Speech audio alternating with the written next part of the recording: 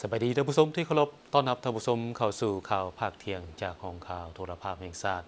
ข่าวภาคเที่ยงประจำวันที่28พฤษภาคม2026นำเสนอโดยข้าพเจ้าเอกสันต์ทิพจักรแต่วันนี้พวกเขามาเริ่มที่กองประชุมสมัยสามัญของรัฐบาลประจำเดือนพฤษภาคม2026เพื่อรับฟังและประกอบความเห็นต่อการรายงานสภาพพ้นเด่นประจำเดือนและทิศทางแผนเวียกชุดสุ่มประจำเดือนมิถุนายน2026วันที่27พฤษภาคม2026กองประชุมสมัยสามัญของรัฐบาลประจำเดือนพฤษภาคม2026ได้ไขขึ้นอย่างเป็นทางการภายใต้การเป็นประธานของท่านสอนไซศรีพันดอนนายกรัฐมนตรีมีประธานรองนายกรัฐมนตรีสมาชิกรัฐบาล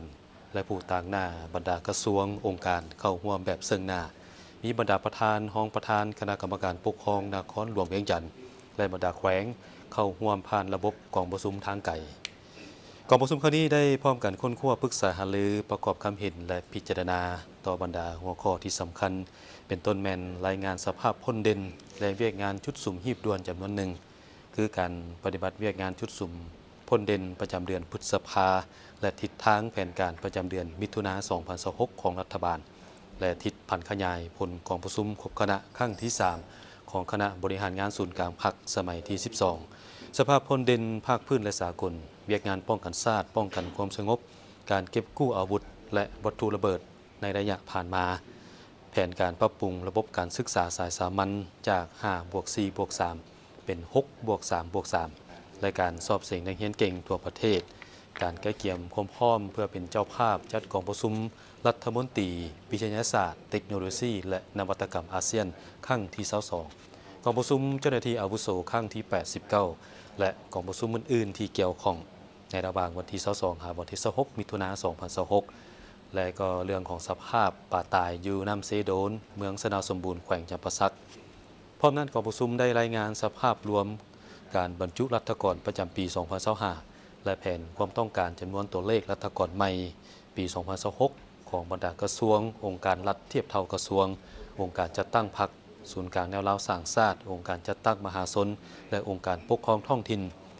ผ่านทางกฎหมายว่าด้วยคลังเงินแห่งรัฐทางกฎหมายว่าด้วยงบประมาณแห่งรัฐฉบับปรับปรุงทางดำรัฐว่าด้วยการเซาและสัมปทานที่ดินรัฐโอกาสนี้ท่านนายกรัฐมนตรีเรียกร้องมายังบรรดาท่านสมาชิกรัฐบาลและบรรดาท่านที่เข้าร่วมกองประชุมพร้อมกันเอาใจใส่ค้นคว้าและประกอบความเห็นอย่างลึกซึ้งแทศกับสภาพความเป็นจริงของแต่ละปัญหาอาทัดหัดมีจุดสุ่มมีทางออกที่จะแจ้งเฮ็ดให้ผลของกองประชุมครั้งนี้ได้ทำการจัดตั้งปฏิบัติอย่างเป็นรูปธรรมและมีประสิทธิผลสูง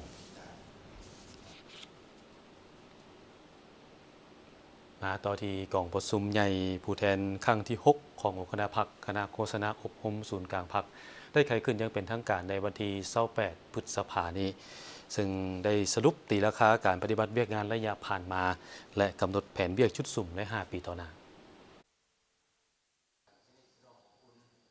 กองประชุมดำเนินภายใต้การเป็นประธานของสหายคำพันธ์เผยยวงศ์กรรมการกรมการเมืองศูนย์กลางพรรคเลขาคณะพรรคหัวหน้าคณะโฆษณาอบรมศูนย์กลางพรรคให้เกียรติเข้าร่วมโดยสหายพลเอกวิไลหลาคำฟองผู้ประจำการคณะเลขาธิการศูนย์กลางพรรคและผู้แทนกองประชุมใหญ่เข้าร่วมสหายคำพันธ์เผยยวงศ์ได้กล่าวเปิดกองประชุมอย่างเป็นทางการว่ากองประชุมครั้งนี้เป็นกองประชุมที่มีความหมายสำคัญจะได้สุ่มใส่ในการค้นคว้าประกอบความคิดความเห็นและหาพองเอาบทรายงานการเมืองของคณะพรรคคณะโฆษณาอบรมศูนย์กลางพรรคที่เป็นเอกสารสำคัญเกี่ยวกับการสรุปตีราคาการจัดตั้งปฏิบัติมติกองประชุมใหญ่ครั้งที่5และทิศทางที่จุดสุมเวียกงานโฆษณาอบรมในระยะ5ปี2026-2030เพื่อประกอบส่วนเข้าในการจัดตั้งปฏิบัติมติกองประชุมใหญ่ครั้งที่12ของพรรคเข้าสู่ชีวิตตัวจริงให้บรรลุผลสำเร็จตามคาดหมายที่วางไว้กองประชุมจะได้ค้นคว้าประกอบคำเห็นรับพ้องเอาแผนพัฒนาเวียกงานโฆษณาอบรม5ปี2026-2030ค้นคว้าการประกอบคำเห็นใส่บทสำรวจการนำพาของคณะพรรคในระยะ5ปีผ่านมาในใส่ปรับปรุงและยกระดับบทบาทการนำพาขององค์คณะพรรคในซุ้มปีต่อหน้าให้สมคู่กับหน้าที่การเมืองที่พรรครัฐมอบหมายให้ดำเนินการเลือกตั้งองค์คณะพรรคคณะโฆษณาอบรมศูนย์กลางพรรคสุดใหม่เพื่อสืบต่อสิ้นนำพาในระยะ5ปีต่อหน้าและในโอกาสสำคัญนี้กองประชุมใหญ่จะได้รับฟังการโอ้ล้มของผู้ประจำการคณะเลขาธิการศูนย์กลางพรรคเพื่อเป็นทิศที่นำเป็นบนอิงให้แก่การเคลื่อนไหวเวียกงานขององค์คณะพรรคคณะโฆษณาอบรมศูนย์กลางพรรคให้มีประสิทธิผลในกองประชุมสหายวันศรีกัวมั่วกรรมการศูนย์กลางพรรค หองเลขาคณะพรรคหองหัวหน้าคณะโฆษณาอบรมศูนย์กลางพรรคได้ผ่านห่างบทรายงานซึ่งยกให้เห็นผลสำเร็จการจัดตั้งปฏิบัติมติกองประชุมใหญ่ครั้งที่ 5 ขององค์คณะพรรคคณะโฆษณาอบรมศูนย์กลางพรรคระยะ5 ปีผ่านมาถึงว่าประเทศเฮาจะประเสริญหน้ากับสภาพความยุ่งยากต่างๆแต่ก็สามารถจะตั้งปฏิบัติบรรดาทิศทางแผนการคาดหมายสุดสนต่างๆ ที่วางออกและมีความคืบหน้าสามารถแก้ไขปัญหาความยุ่งยากที่เกิดขึ้นได้อย่างเป็นรูปธรรมสามารถบรรลุผลสำเร็จหลายด้านพร้อมนี้ยังได้ผ่านทิศทางรวมโดยจะสวมใส่ในการค้นคว้ากำแน่นและพันขยายมติกองประชุมใหญ่ของพรรคให้ลึกซึ้งแทดเหมาะกับแต่ละเป้าหมายและมีประสิทธิผลสร้างบัตรก้าวบุกทะลุในการเผยแพร่ซึมมติของพรรคและแผนพัฒนาเวียกงานโฆษณาอบรมฮอดปี 2030 สวมใส่ในการปรับปรุงองค์คณะพรรคให้มีความปลอดใสเข้มแข็งนักแน่นปรับปรุงกงจักการจัดตั้งและแบบวิธีการเฮ็ดเวียกภายในให้มีความคล่องตัวสวมใส่ในการพัฒนาเวียกงานสื่อมวลชนให้สมกับเป็นกระบอกเสียงที่แหลมคมของพรรคและรัฐที่แท้จริงและเพิ่มทวีความเป็นเจ้าการในการเสริมขยายการพัวพันร่วมมือยุทธศาสตร์อย่างเสมอต้นเสมอปลายพร้อมนี้สหายคำม้อนจันทจิตกรรมการสำห้องศูนย์กลางพรรคหองหัวหน้าคณะโฆษณาอบรมศูนย์กลางพรรคก็ได้ผ่านแผนพัฒนาเวียกงานโฆษณาอบรมมหาปีของคณะโฆษณาอบรมศูนย์กลางพรรคใน9แผนงาน42โครงการเพื่อแนใส่พัฒนาเวียกงานโฆษณาอบรมให้มีประสิทธิภาพและประสิทธิผลท่านผู้ชมเข้ามาต่อที่ความคืบหน้าภารกิจในการค้นหาประชาชนที่ติดข้างอยู่ในถ้ำเขตเมืองล่องแจ้งแขวงไซสมบูรณ์ซึ่งเมื่อวานนี้ตอนแรงๆก็ได้รับข่าวดีว่าค้นพบ5 คนเนาะที่ยังรอดชีวิตแต่ว่าข่าวก่อนหน้านี้ที่มีหลายสื่อได้นำเสนอว่าได้พบอีก2 คนสุดท้ายตามที่การแจ้งการมาของภาคส่วนเกี่ยวข้องตอนนี้ยังบ่พบเถื่อยังสืบต่อค้นหาอย่างเข้มข้นซึ่งทีมข่าวพวกเขาก็ได้สัมภาษณ์ทางประธานคณะกรรมการปกครองเมืองล่องแจ้งเกี่ยวกับสภาพการช่วยเหลือผู้ประสบภัยในครั้งนี้จากการรายงานข่าวทางเพจข่าวโทรภาพแห่งชาติลาวเกี่ยวกับการพบเห็นผู้รอดชีวิตเพิ่ม2 คนที่ติดอยู่ในถ้ำเมืองล่องแจ้งแขวงไซสมบูรณ์อิงตามการยืนยันคืนของทานสังคมสุนดาราประธานคณะกรรมการปกครองเมืองล่องแจ้งแขวงไซสมบูรณ์แม่นยังบ่ทันพบเห็นเถื่อความผิดพลาดแม่นย้อนความดีอกดีใจร้ายเฮ็ดให้การสื่อสารระหว่างทางนอกถ้ำและทางในถ้ำสื่อสารผิดพลาดเฮ็ดให้เกิดความเข้าใจผิดว่าพบผู้รอดชีวิตทั้ง7 คนแล้วแต่ในตัวจริงแมนพบผู้รอดชีวิตเพียง5 คนขออนุญาตขอแจ้งคืนเกี่ยวกับปัญหาข้อมูลเกี่ยวกับการค้นสอกหาภาคส่วนที่ติดค้างในถ้ำทั้ง7 ฐาน 7 คนที่อยู่เมืองล่องแจ้งเนาะเมื่อคืนที่ผ่านมาได้แถลงข่าวหรือได้รายงานข่าวว่าได้พบทวนแล้วแต่ในตัวจริงมื้อนี้เวลานี้ขอยังยืนคืนว่าพวกเขาได้สอกหาพบเพียงแต่5 คนอย่าง2 คนแม่นสืบต่อที่จะค้นหาตื้มสิ่งที่ผิดพลาดในการสื่อสารผ่านมานั้นส่วนหนึ่งก็แม่นการสื่อสารระหว่างกลุ่มหน่วยกู้ภัยทั้งในและทั้งนอกส่วนหนึ่งก็แม่นย้อนความดีอกดีใจของคณะทีมงานคณะปฏิบัติงานคณะกู้ภัยอยู่ในหน้าถ้ำและในถ้ำเฮ็ดให้ระบบการสื่อสารมีความผิดพลาดเนาะฉะนั้นขอแจ้งคืนว่าปัจจุบันนี้พบเพียงแต่5 คนและใน5 คนนี้ก็ยังอยู่ในถ้ำบ่ทันสามารถนำพาออกมานอกถ้ำได้ปัจจุบันพวกเรากำลังค้นคว้าหาวิธีเพื่อลำเลียงบุคคลเหล่านั้นเพื่อออกมาสู่นอกถ้ำด้วยความปลอดภัยเนาะขออนุญาตยังยืนคืนนั้นขอขอบใจปัจจุบันหน่วยงานค้นหาภาคสนามยังสืบต่อเพื่อค้นหาอีก2 คนที่ยังติดค้างในถ้ำรายละเอียดความคืบหน้าต่างๆทางทีมข่าวโทรภาพแห่งชาติจะรายงานให้ทันทราบตื่มอีกท่านผู้ชมสำหรับการปฏิบัติการของทีมกู้ภัยในบัดนี้ตามที่แจ้งมาแมนจะดำเนินการลำเลียงขนส่งอาหารเสบียงอาหารและก็ยาเพื่อไปบำรุง5 คนที่ค้นพบก่อนหน้านี้เพราะว่าจะออกมาตอนนี้ยังบ่ได้ว่าร่างกายยังอ่อนเพลียหลายต้องได้บำรุงอาหารให้มีแห้งก่อนจึงจะบืนออกมาจากถ้ำได้เนาะแล้วก็จะสืบต่อค้นหาอีก2 คนที่ยังบ่พบ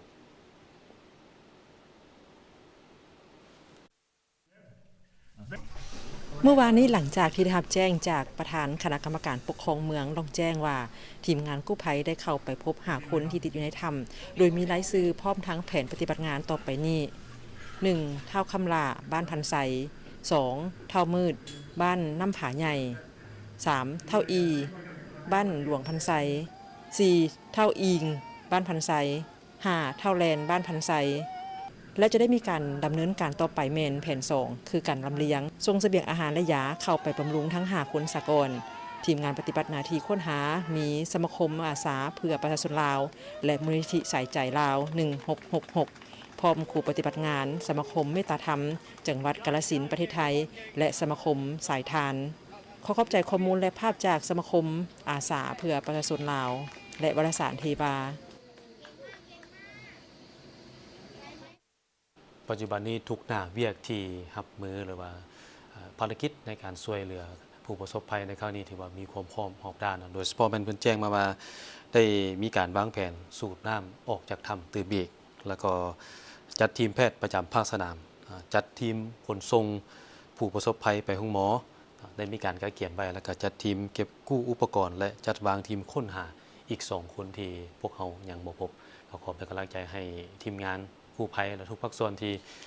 ปฏิบัติงานในปัจจุบันนี้ให้ปลอดภัยและก็ได้รับผลสำเร็จพวกเขาไปต่อที่สปป.ลาวจะเป็นเจ้าภาพของประชุมระดับภาคพื้นเกี่ยวกับสนธิสัญญาว่าด้วยการเกิดห้ามระเบิดลูกวานคือวันที่27หาวันที่29พฤษภาคม2026ที่นครหลวงเวียงจันทร์หน่วยงานสนับสนุนการจัดตั้งปฏิบัติสนธิสัญญาว่าด้วยการเกิดห้ามระเบิดลูกวานหรือ CCM International Support Unit และองค์การลดพ้นอาวุธองค์การสหประชาชาติหรือ UNODA ร่วมกับรัฐบาลลาวได้จัดของประชุมสัมมนาระดับภาคพื้นอาซีแปซิฟิกเกี่ยวกับการจัดตั้งปฏิบัติสนธิสัญญาดังกล่าวขึ้นโดยมีท่านอนุภาพวงศ์นอแก้วรองรัฐมนตรีกระทรวงการต่างประเทศต่างหน้าให้คณะกรรมการคุ้มครองแห่งชาติเพื่อแก้ไขปัญหาระเบิดบ่ทันแตกที่ตกค้างอยู่สปป.ลาวและต่างหน้าประธานของประชุมทบทวนการจัดตั้งปฏิบัติสนธิสัญญาด้วยการเกิดห้ามระเบิดลูกวานรอบเวียนที่3ท่านรองรัฐมนตรีกระทรวงการต่างประเทศทั้งเป็นรองประธานคณะกรรมการคุ้มครองแห่งชาติเพื่อแก้ไขปัญหาระเบิดบ่ทันแตกที่ตกค้างอยู่ลาวได้เสนอเกี่ยวกับทิศทางและวิสัยทัศน์ในการเป็นประธานของประชุมทบทวนรอบเวียนที่3ของสปป.ลาวที่เน้นถึงความสำคัญของการร่วมมือในระดับภาคพื้นและสากลเพื่อจะตั้งพันขยายแผนงานสากลภายใต้สนธิสัญญา CCM ให้กลายเป็นแผนงานในระดับชาติของบรรดาประเทศภาคีการส่งเสริมการแลกเปลี่ยนบทเรียนซึ่งกันและกันอย่างมีประสิทธิผลกองประชุมครั้งนี้แม้นเพื่อสร้างความเข้าใจที่ลึกซึ้งและสร้างความเข้มแข็งในระดับภาคพื้นต่อกับพันธะและผลประโยชน์ที่จะได้รับในการเข้าร่วมเป็นภาคีของสนธิสัญญา CCM การสนับสนุนเพื่อเข้าร่วมสนธิสัญญาดังกล่าวการสร้างความเข้มแข็งด้านวิชาการในการจัดตั้งปฏิบัติสร้างเครือข่ายการร่วมมือในระดับภาคพื้นและสากลพร้อมทั้งเพิ่มความรับรู้เกี่ยวกับผลกระทบจากระเบิดตีตกค้างโดยผ่านการลงไปติดตามเบิ่งการปฏิบัติงานตัวจริงอยู่ภาคสนามกองประชุมระดับภาคพื้นนี้เป็นเวทีสำคัญเป็นโอกาสให้บรรดาผู้เข้าร่วมได้แลกเปลี่ยนบทเรียนและปรึกษาหารือในหลายปัญหาที่สำคัญเป็นต้นแบบสภาพรวมและท่าขยายของการปฏิบัติสนธิสัญญาในระดับสากลพันธะต้นต่อของสนธิสัญญารวมทั้งกลไกขับเคลื่อนการจัดตั้งปฏิบัติเวียกงานเก็บกู้กวดกู้ระเบิดที่บ่ทันแตกการโฆษณาศึกษาความเสี่ยงและก็มีการช่วยเหลือผู้ได้รับเคราะห์ให้ผู้แทนของประชุมได้ยกให้เห็นความสำคัญของการร่วมมือแบบใต้ๆก็คือ South Cooperation หรือระหว่างบรรดาประเทศกำลังพัฒนาน้ำกันและความเรียกร้องต้องการในการจัดตั้งปฏิบัติเวียกงานอยู่ในบรรดาประเทศเกาะดอนน้อยกองประชุมได้รับฟังการแลกเปลี่ยนประสบการณ์จากผู้ที่รอดชีวิตอันเกิดจากระเบิดบ่ทันแตกความสำคัญในการบรรลุเป้าหมายการพัฒนาแบบยืนยงโดยเฉพาะแม่นเป้าหมายที่18ชีวิตปลอดภัยจากระเบิดบ่ทันแตกและรับฟังการนำเสนอของห้องการ NRA แห่งชาติเกี่ยวกับบทเรียนตัวจริงของสปป.ลาวในการพันขยายแผนปฏิบัติงานรอซานของสากลเข้าในแผนงานระดับประเทศมาตัวที่เบียร์ลาวสารฝันให้น้องโครงการนี้เป็นโครงการที่สร้างผลประโยชน์ในการสร้างบุคลากรของประเทศซึ่งปีนี้ก็เป็นปีที่9เข้าสู่ปีที่15แล้วยังยึดมั่นสร้างทรัพยากรมนุษย์สวยชาติผ่านโครงการได้ประกอบส่วนงบประมาณเข้าในเวียกงานการศึกษาหลายกว่า13 ตื้อกว่ากีบคือ โครงการนี้ก็ได้สร้างโอกาสในแก่นักศึกษาหลายกว่า 3,800 กว่าคนได้รับทุนการศึกษาและปีนี้นี่ก็มอบทุนให้ทั้งหมด150 คนรวม 1.4 ตื้อกีบ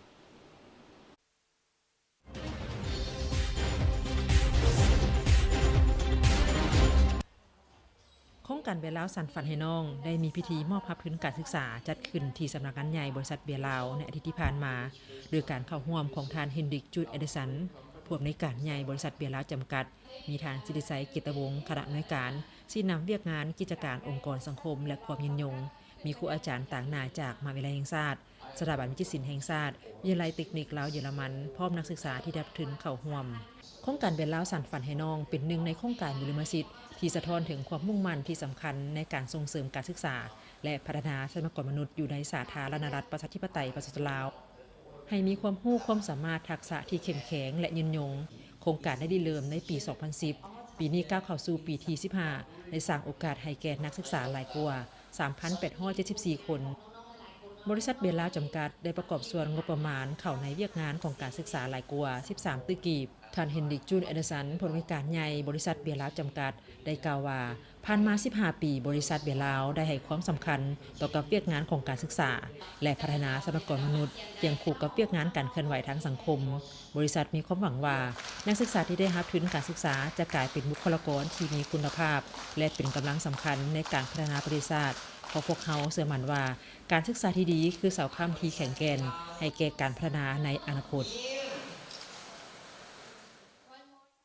We have all been here today to celebrate this important event. มื้อนี้พวกเขาเต้าโฮมกันเพื่อรับทุนการศึกษาทางโครงการเบียร์ลาวสานฝันให้น้องได้จัดขึ้นเพื่อเป็นการช่วยเหลือด้านทุนหอนให้นักศึกษาผู้หนุ่มน้อยได้นำใช้ทุนก้อนนี้มูลใช้ให้สำเร็จการศึกษาของตน 15 ปีผ่านมาเพราะพวกเขาเห็นว่าบรรดานักศึกษาที่ได้รับทุนได้ทุ่มเทและทำเรียนอย่างหนักเพื่อให้มีคะแนนเหมาะสมตามเงื่อนไขด้านนโยบายของบริษัทแม่นสืบต่อให้ทุนการศึกษาและพร้อมกันพัฒนาไปทุกคงเขตพวกเฮาเห็นว่าจะเป็นขัวต่อให้น้องนักเรียนเฮ็ดแนวใดให้พวกเขาเจ้าหันมีโอกาสได้รับความรู้อันใหม่ๆเนาะได้เรียนเอาสิ่งใหม่ๆพร้อมกันนั้นเขาเจ้าก็ได้มีการฝึกฝนหล่อหลอมตนเองอยู่ในโรงเรียนหรือสถานที่ศึกษาต่างๆนั้นพนักงานที่ได้ทุนของบริษัทนี่มีแต่คนเก่งเนาะออกไปรับใช้สังคมเบียร์ลาวนี่ได้ทุ่มเทและได้มีการลงทุนหลายในแขนงการศึกษานี้แต่อีกอันนึงมันก็เป็นการช่วยเหลือและการสนับสนุนแนวคิดหรือว่าทิศทางในการพัฒนาประเทศชาติของรัฐบาลของพวกเราด้านนักศึกษาที่รับทุนครั้งนี้แม้นมีความภาคภูมิใจเพราะทุนการศึกษาก้อนนี้สามารถนำมาใช้เข้าในการเรียนของตนสำหรับน้องแล้วทุนน้องก็รู้อยู่แล้วว่ามีทุนสำหรับส่งเสริมนักศึกษาสินะผู้ที่ด้อยโอกาสสิน้องก็เลยตั้งใจบุกบืนน้องคิดว่าสำหรับทุนการศึกษาทุนนี้บ่เพียงแต่แบบเป็นทุนหรือว่าโอกาสทางด้านการศึกษาแต่เป็นแห่งผลักดันหนึ่งที่เฮ็ดให้น้องอยากพัฒนาตนเองทางด้านทักษะและก็สีมือต่างๆเพื่อหวังว่าอนาคตจะเป็นส่วนหนึ่งขององค์กรเบียร์ลาวเฮานี้ก็ก่อนอื่นหมดก็เฮาต้องมีความหวังก่อนว่าเมื่อเฮาอยากได้สินะเฮาก็ต้องบุกบืนเพื่อให้ได้เป้าหมายนั้นมาโอกาสอันดีที่น้องๆได้รับทุนในตัวนี้เพื่อมาว่ามาตื่มเต็มหรือว่ามาสานฝันให้ข้าเจ้าในการเฮ็ดกิจกรรมหรือว่าในการเรียนของข้าเจ้าให้มันไปถึงฝันเนาะในเบื้องของอาชีวะก็คือการฝึกอบรมวิชาชีพสำหรับพวกเฮาแล้วในปีนี้ก็ถือว่าพวกเฮาได้รับทุนการศึกษาเป็นปีที่3นักศึกษาอยู่ในโซกนี้พวกเฮาก็มีอยู่9น้องล้วนแต่เป็นนักศึกษาที่มีความรู้ความสามารถเป็นสร้างที่ดีได้ในอนาคตหมายความว่าเกณฑ์ของโครงการก็คือนักศึกษาทุกคนต้องได้คะแนน GPA เฉลี่ย 2.8 ขึ้นไปฉะนั้นแล้วมันก็เป็นอันนึงที่เฮ็ดให้เขาเจ้าต้องได้บุกบืนกว่านักศึกษาทั่วไป สำหรับปี 2026 บริษัทเบียร์ลาวได้สืบโตให้ทุนการศึกษารวมมูลค่า 1.4 ตื้อกีบให้แก่นักศึกษาจำนวน 150 คนที่มีผลการเรียนดี แต่ขาดเขินทุนฮอนใน 4 มหาวิทยาลัย และ 4 สถาบันการศึกษาหลักทั่วประเทศเช่นมหาวิทยาลัยแห่งชาติมหาวิทยาลัยสุพรรณวงศ์มหาวิทยาลัยสวรรณเขตและมหาวิทยาลัยจำปาสักวิทยาลัยครูกักเสวิทยาลัยครูสวรรณเขตสถาบันวิจิตรศิลป์แห่งชาติและวิทยาลัยเทคนิคลาวเยอรมันนักศึกษาที่ผ่านการคัดเลือกต้องรักษาผลการเรียนตามเงื่อนไขบ่มีการจำแนกเพศเผ่าศาสนาและภูมิลำเนาผู้ที่ได้รับทุนสนับสนุนจากโครงการเบียร์ลาวสานฝันให้น้องที่กวมเอาค่าธรรมเนียมการเรียนอุปกรณ์การศึกษาและค่าครองชีพจนจบการศึกษาพร้อมนี้นักศึกษาจะได้มีโอกาสฝึกงานตามสาขาที่เกี่ยวข้องและโอกาสได้รับการจ้างงานที่ดีในอนาคตการศึกษาแม่นมากหัวใจหลักของการพัฒนาประเทศชาติเพราะเป็นพื้นฐานให้แก่การสร้างทรัพยากรมนุษย์ให้มีสติปัญญาทักษะความรู้ความสามารถในการขับเคลื่อนเศรษฐกิจค้นคิดนวัตกรรมใหม่ๆและแก้ไขปัญหาของสังคมอย่างยืนยงดังนั้นบริษัทเบียร์ลาวจำกัดยังคงยึดมั่นในการเป็นส่วนหนึ่งของการพัฒนาทรัพยากรมนุษย์ร่วมกันสนับสนุนและประกอบส่วนเข้าในการขับเคลื่อนเศรษฐกิจสังคมลาวให้เติบโตอย่างมั่นเที่ยง